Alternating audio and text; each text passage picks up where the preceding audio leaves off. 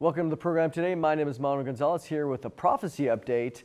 And as we think about what's going on, we always like to keep our minds and hearts focused on what's happening in Israel. And there is a lot going on, not only just as it relates to international diplomacy that Israel has really been brought into to bear on with the Ukraine situation, but even more so with just some of the things that are happening right now as we speak, even today, just even a few minutes ago as we're recording this, the things that are happening in the state of Israel. I have here Avi Lipkin, who he lives in Israel. He's an expert on what's going on there politically. Welcome, Avi. Great to be back. Always good to have you. So for the audience here, this is going to kind of go up a little sooner than some of our other material that we recorded.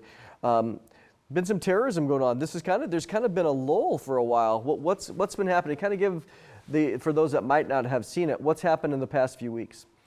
Well, what we have seen is 3 terrorist attacks in Israel within a week.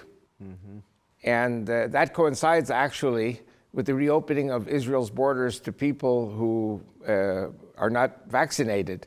Oh. So we're getting a lot of non-vaccinated tourism. All our tourism is coming back, and Israel is prospering tremendously. Including the Arab restaurants and the Arab hotels. And I mean, for the most part, let's stop there for a minute, because I know I love to go to Israel. We have a trip planned not only for October, but for March of next year. What I found there was the Arabs, for the Arab businessmen, they love when tourism's up, right? Yes, and not only that, we have today in Israel about 2 million Israeli Arabs, Muslims. Mm-hmm. We have about 2 million in what is called the West Bank or Judea and Samaria. That's 4 million. In Gaza, there are about 2 million. It was actually broadcast today in Israel that Israel is allowing, instead of 6,000, they're allowing 12,000 Palestinian workers from Gaza to come into Israel because they're all unemployed. So we're trying to be more and more liberal with the Palestinians. And very often, I'm in churches and I'm explaining this, and I say, for example, if you have, and God forbid, that people would misunderstand what I'm saying, but if you have a terrorist attack and one terrorist kills 1, 2, or 5 people, like today, one killed 5 Israelis in Bnei Brak, multiply that, again, forgive me for using a very gross example, but let's say 365 days in the year. Let's say, God forbid, 365 Israelis get killed by 365 Muslim terrorists. What percentage of the 4 million people is terrorist? Now, there are others that support it, but the point I'm saying is, we lost 6 million Jews in World War II. Our country is growing. Our economy is growing, even in spite of the COVID. The high-tech pulled our country up into the top levels of the world economy. Our military is growing. Everything is growing. Our tourism is growing. We have the Abraham Accords that President Trump initiated. So now there are 5, 6 Muslim countries that recognize Israel. Who would have believed this years ago? I will never forget, I've been living in Israel since 1968. In 1977, I was in the army, in the artillery, and our commanders were saying, we're going to have a war with Egypt within 2 weeks. And then within 1 week, it was announced that Anwar Sadat was coming to Israel to make peace. Who would have believed peace with Egypt? Egypt was the worst enemy that Israel faced. Then in 1994, Yitzhak Rabin, our former prime minister, made peace with King Hussein of Jordan. Today, Israel, a lot of Jordanians don't like the Jews, but we provide Jordan with all its water needs. I'll never forget, when I moved to Israel in 1968, the Jerusalem Post newspaper reported that the people in Amman, Jordan, in the capital of Jordan, had water for 2 days of the week. Today, they have water 24/7. Because Israel, as part of the peace agreement, provides Jordan with all its water needs. And not only for the Jordanians, there are 1.4 million Syrian refugees that escaped Syria. They live in Jordan. Israel gives them water also. Doesn't Israel, think if, let's say that Iraq or Iran attacked and they went to occupy Jordan, would Israel come to their defense? This is one of the things that I did want to talk about, but it would take us off into another direction. But I will say one thing. For those of us who believe in God and believe in the Bible, now if you believe in the Bible, you know that there's something there mentioned twice about the borders from the Nile to the Euphrates. Mm-hmm. from Lebanon to the Great Desert. What's the Great Desert? Saudi Arabia. That's why I wrote this book. So I believe sometime in the future, not too distant future, that we will see regime change, where ISIS takes over and creates in Saudi Arabia, in Jordan, in Syria, caliphate.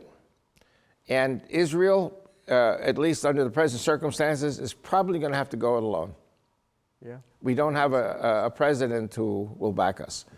On the contrary, the reports that we have is that the State Department and the military, and they're going to want to put the screws on Israel to take down the settlements and create a Palestinian state, which personally I believe will never happen.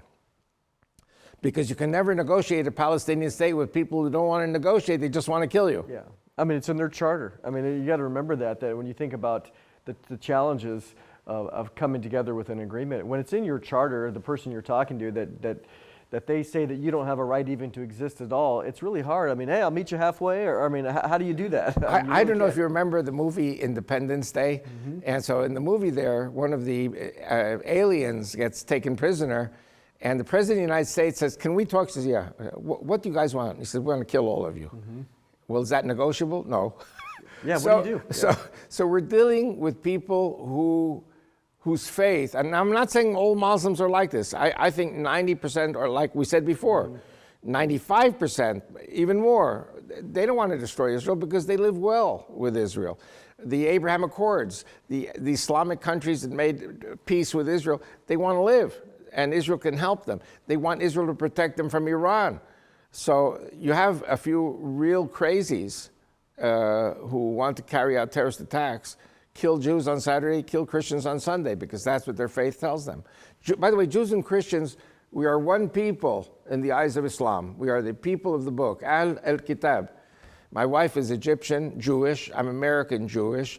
But as an American, I think like a Christian because I was born and raised in a Christian country. And my wife was born and raised in a Muslim country. So she understands the Muslim ideology. And all of that is in my 7 books. So, I try to share in any church that invites me. And I don't even charge a fee when I go to churches. I go by love offering. Talk about your books. I mean, you have 7. Talk about, obviously in limited amount. But talk about what each of the books, how you design them to kind of be a full portrait. Actually, each book was born out of information that my wife was priming me with. My wife, Rachel, like I said before, is from Egypt. We both met at age 20 in the university in Jerusalem. That was in 1970. And she went to work for the Israeli radio for 30 years as a monitor. And she'd be picking up some of the craziest stuff, and I would put it in my books, because if my wife says it, it's the truth. And one of the things, if you pass me the book, is Fanatic Islam, a Global Threat. This was 1997, and I spoke about 9/11 in 1997, that they were going to destroy the World Trade Center. And I spoke about other terrorism also, like the Hezbollah in Argentina, Latin America, the terrorism. A lot of this terrorism is coming across into the United States through the porous borders. Yeah, really. So this book came out 5 years before 9/11. And I was being attacked, for not being politically correct. And then when it happened, when the World Trade Center was destroyed, and people say, Avi is a prophet. I said, I'm not a prophet, I just listened to my wife. So that was the first book. My second book is based on a very important subject, which is the plan to take over the universities with Islamic petrodollars in order to get student visas of Islamic men to come to America, study in the tens of thousands, hundreds of thousands, eventually millions, marry American girls, convert the girls to Islam, have children with them. So today, I know many people disagree with me, but I think that there are about 30 million Muslims in America. I may be wrong. So when did you write that? 1999. So what have you seen in the last 23 years as it relates to your Okay, very thoughts? simple. The universities are always thirsting for money. Universities are a business. And for example, what happened was, let's take Duke University. I talk about that in this book.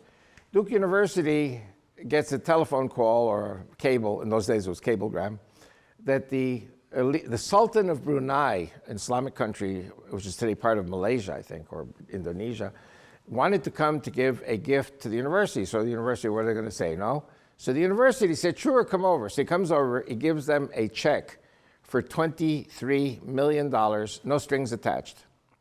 Then he says, now, we have a great regard for your university. The problem is you don't teach Arabic and you don't teach Islam in your school. So if you agree to have an Islam studies chair and an Arabic studies chair, we'll give you another $23 million.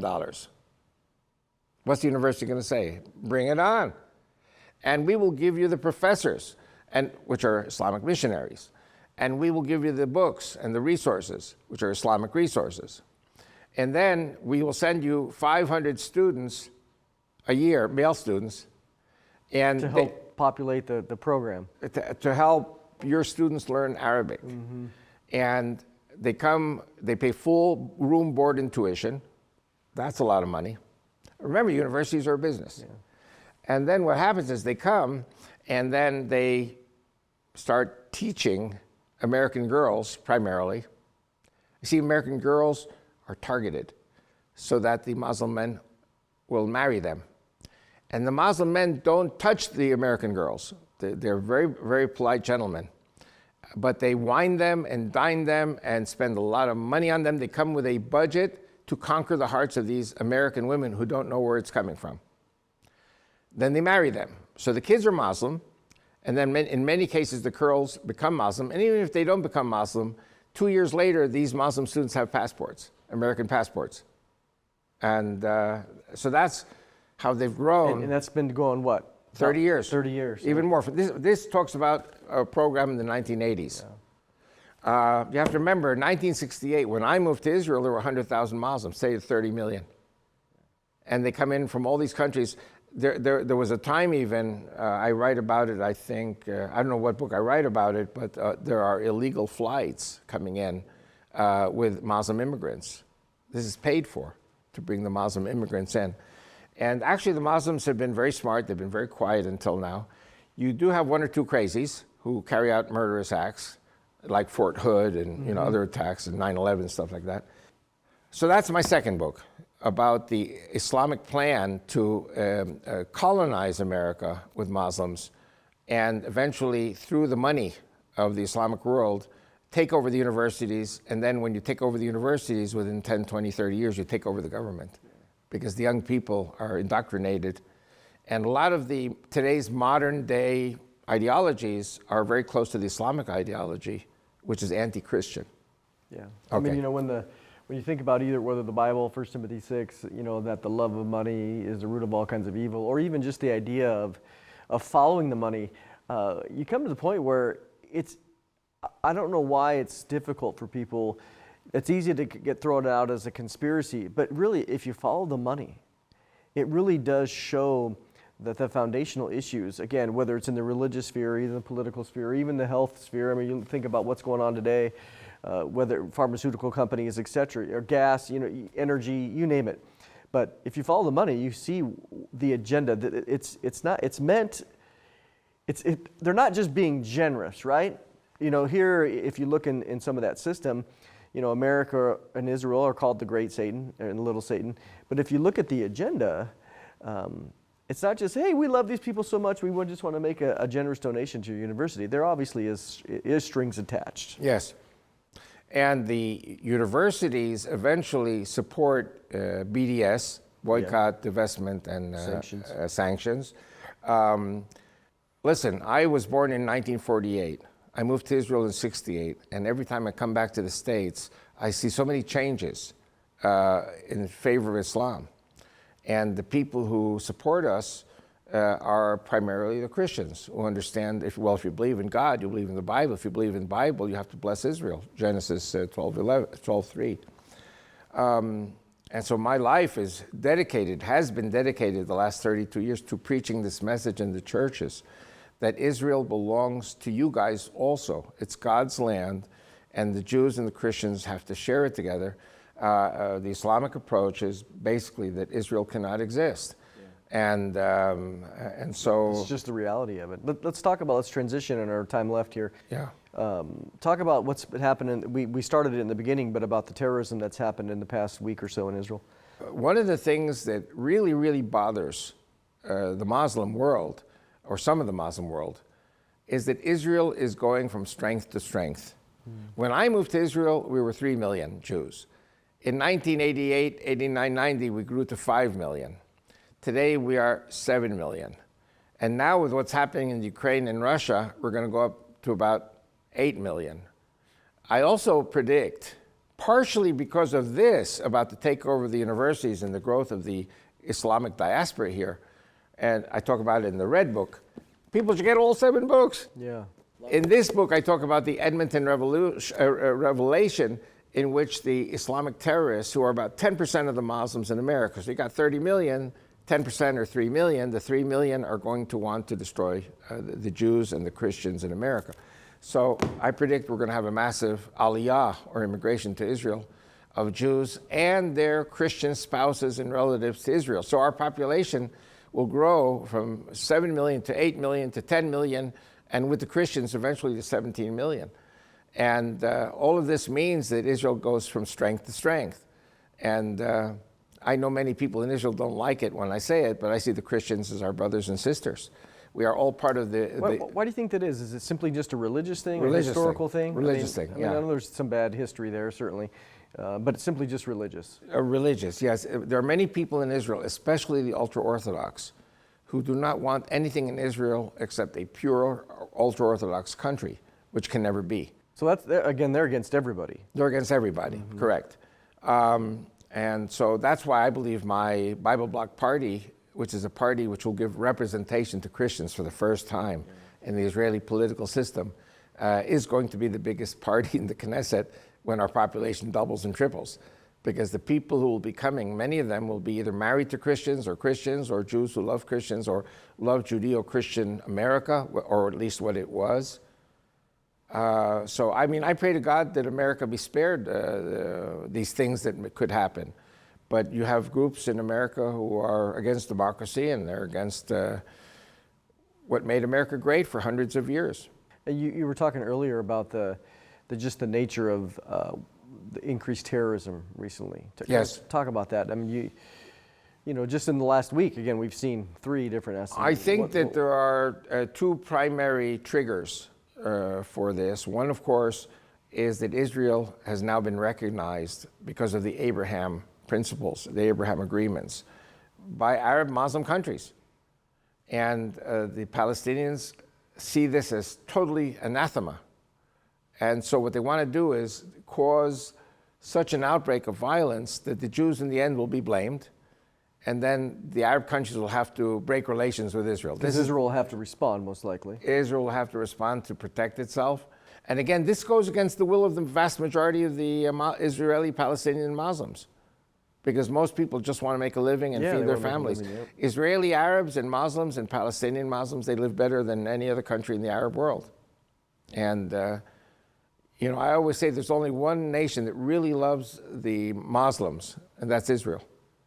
Because when Muslims go to European countries, you have racism and you have nationalism, and they go against the Muslims that come into their countries. And, you know, we look for every possibility just to be on good relations with everyone. Well, I saw Lapid meeting with some people to kind of talk a little bit about that, what he was doing the last few days. This present government is a very interesting government because it is comprised of 3 parties that broke away from Netanyahu Likud. We have Blue and White, which is a centrist party. Lapid belongs to a center-left party. Okay.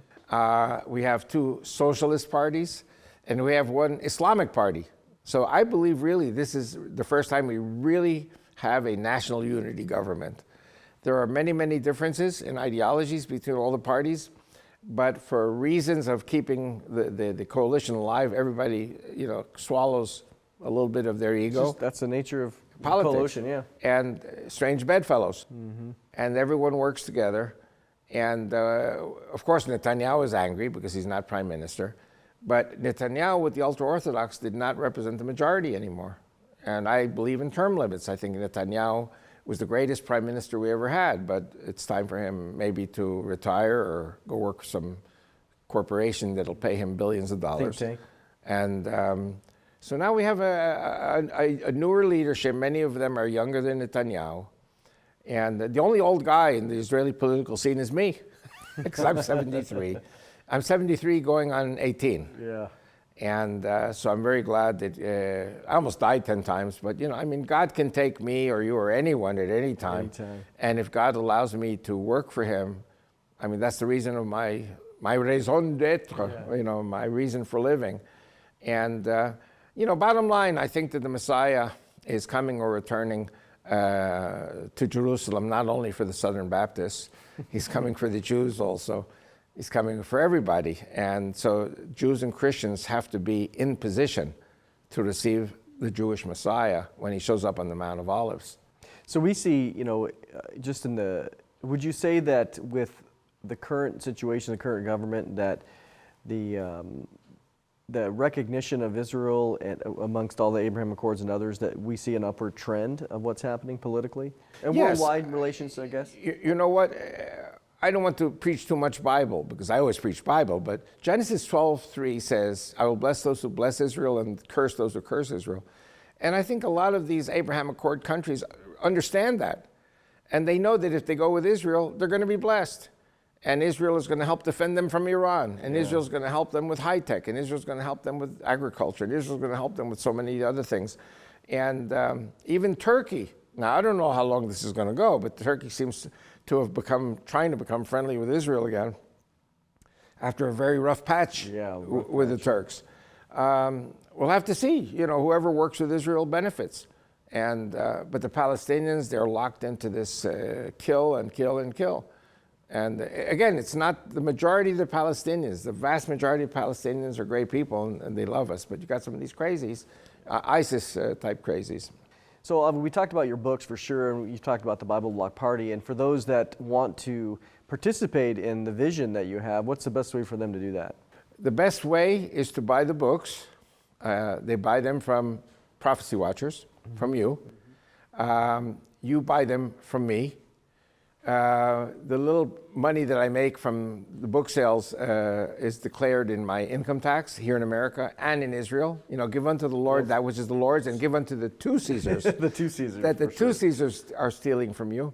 And then whatever is left over net, that is what I use for the party, and that's legal. And then you said that the website you have for the Bible Block is down, but people... No, the website is up for the Bible Block. My personal website okay. where I was selling is down temporarily. When I get back to Israel in 2 weeks, I'm going to rebuild the website. They can find you at the Bible Block. What do you Bible know that Block. address? And also vicmord2001 is my email if people want to write to me. Awesome. Well, Avi, it's always good to have you here. Always great to be here. It's good to have you here. And our goal here is to continue to come and to bring you some prophetic updates. Again, lots going on in Israel. There's no doubt that God has made Israel the center. Ezekiel says that he's put it at the center of the world, the center of the landmass in a variety of ways, not just geographically. So we appreciate your watching and appreciate even more so your prayers for what we're doing here.